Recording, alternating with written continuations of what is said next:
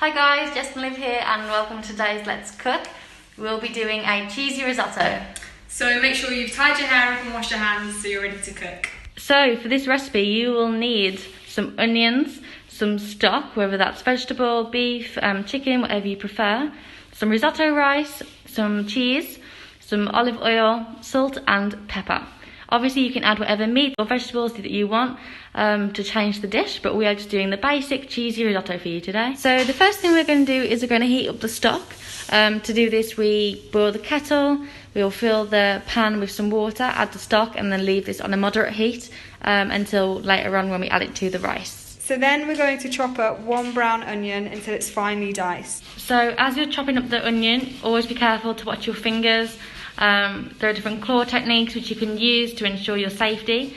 And once it's done, you'll pop it in the pan to heat up with some olive oil. So here we have the stock in the water, that's boiling nicely. And we've added some butter to the pan, ready to soften the onions. This wants to be on a moderate heat so that you don't burn them. So when the onions are softening nicely, go ahead and add a pinch of salt and some pepper.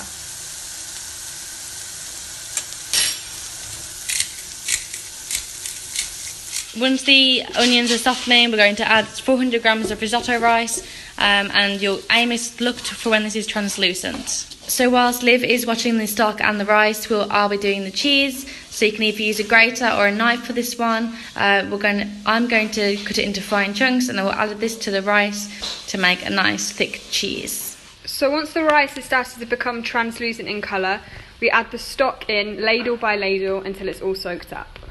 So once the rice starts looking more like risotto, you add 2 knobs of butter and you begin to add your Parmesan cheese which you've cut up.